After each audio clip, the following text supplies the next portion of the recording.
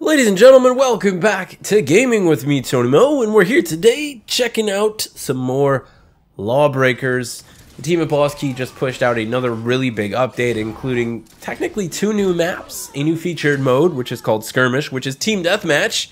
That's pretty much what we're going to talk about today, is that Team Deathmatch mode. There's also a massive list of changes that came along with this update. You can check out the full patch notes. I'll have those linked down in the pinned comment below, but health saw an overhaul, so every character, every class now has more health. Health regen been completely modified. We now have much quicker health regen. I actually think this is a good thing for the game. As much as I like the healing stations, I think if there is any way to enable players to get into combat more often and more quickly, then that's probably the right direction to go from this point on, and that's really what the health regen does. It especially makes Team Deathmatch enjoyable, so you're just focusing on picking up pods. The one map that we have for TDM right now, or for a skirmish as they're calling it, is actually a gray box. It's a beta map, so a lot of stuff in terms of skirmish and Team Deathmatch still in the works. You have to understand this is a game that was built from the ground up to be objective-based.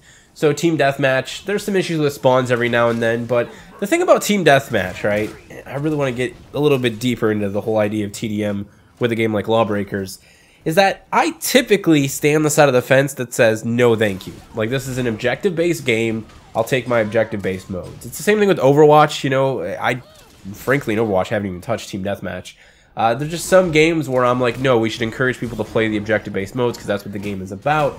But the thing about Lawbreakers is that it's a game with a relatively steep learning curve. So I think any sandbox, any environment that allows players to practice with their favorite characters or potentially soon-to-be favorite characters without feeling the need to constantly stress over contributing to their team in an objective-based environment is a good thing. So Team Deathmatch, in my opinion, for Lawbreakers, is a really great addition. What that's going to mean is a lot of people who maybe pick up the game in the future, or maybe people who put the game down because they found it too challenging and too difficult, could now come back in a really relaxed and casual environment inside a skirmish and just screw around and get into their own little 1v1s. You know, for someone like me, when I play quick play, I feel compelled to always play my best characters. So I'm always playing, you know, Jug, or I'm playing Titan, or maybe I'll play a little bit of Enforcer. But I tend to stay away from Gunslinger and playing the characters I really know that I'm like super mediocre, like more mediocre than a meat pie with no seasoning. I usually don't mess around with those characters. But because it's Team Deathmatch, I can just play the Assassin. I can just play the Gunslinger and not really worry about anything other than how many frags I can get. And whether or not I can develop myself with this character. So I think Team Deathmatch is a very, very good thing for Lawbreakers to have.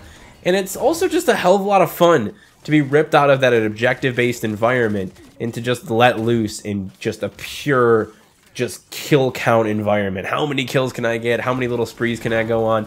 It's definitely a very different feeling compared to traditional Lawbreakers with the objective-based modes.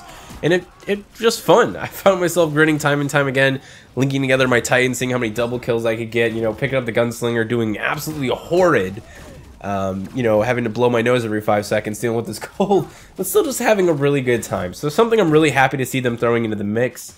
And in case you didn't know, the game is actually on sale. It's 30% off. I noticed a pretty nice chunk of new players making their way into the game, checking out Team Deathmatch for the very first time.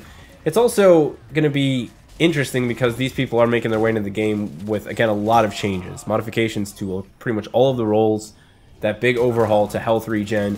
I'm really interested to see what like the core community thinks long term with that. Again, I'm on the side of it being, I think, a really positive change.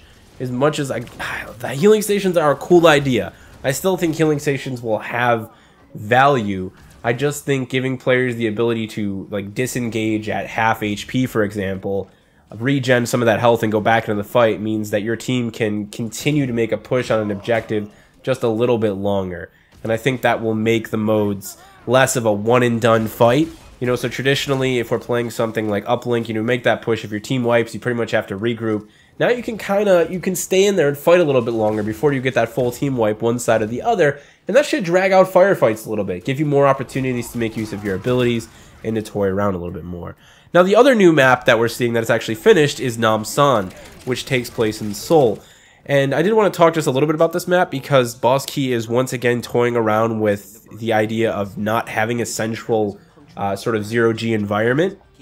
Now, I know zero-G is sort of like the selling point of this game, and for a lot of us, we love the zero-G stuff. And for some of you, without zero-G, you might say, oh, Lawbreakers isn't Lawbreakers. But the thing is, we still have all of these zero-G disruption abilities behind some of the characters. So now, you know, having like your disruptor grenade as the assassin, or even using your ult as the vanguard, means that you can now create your own zero-G environments where you want them and sort of control the battlefield, creating zero-G pockets here and there. So I do like the idea of the not so zero-G focused maps. You know, we have one other map, which I cannot remember the name of for the life of me right now. I'm congested. Sorry, my brain isn't working. But so now we've got two maps like that don't have really that core zero-G environment, and I think it's cool to see them experimenting with that sort of stuff. In case you guys aren't aware, they already have the full roadmap up. We've got like a new class coming very soon. They're doing a little bit of a ranked mode they're going to be launching very soon, which is really exciting. Regardless of the player base, the core group of people are here. I got to play a bunch of great TDM matches today. I got to play with some of the dudes from Boss Key. Shout out to Trey for hopping in and playing some Team Deathmatch. I got to play against him and also got to play with him for a couple of these games, and that was a lot of fun. But just to see them continuing to just support the game, regardless of what's happening, and doing their best to grow it, basically, to figure out ways in which they can bring new players on board. And that's why I will always talk about the game, and I'll always say, hey, it's on sale.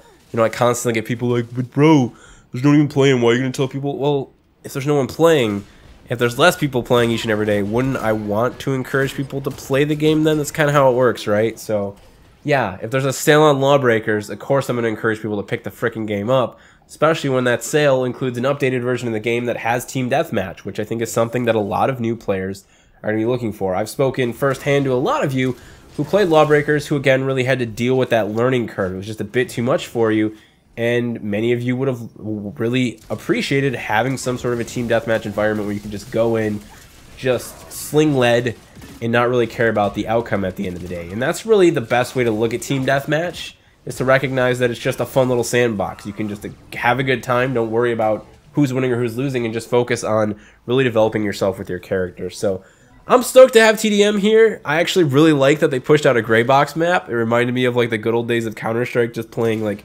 half-finished mod maps or like gun game maps.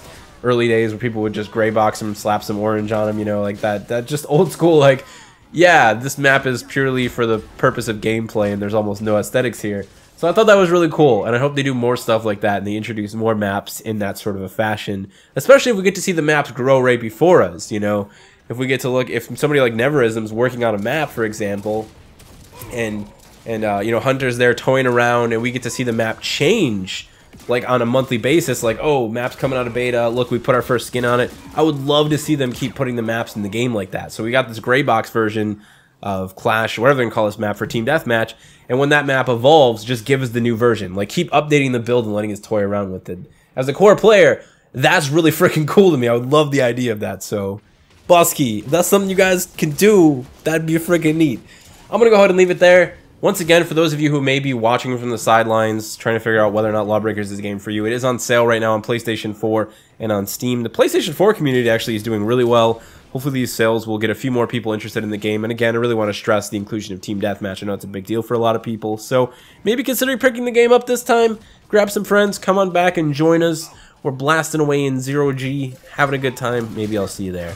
Thank you guys so much for watching, and as always, remember to play smart, remember to play to challenge yourself, but most importantly, remember to play for fun.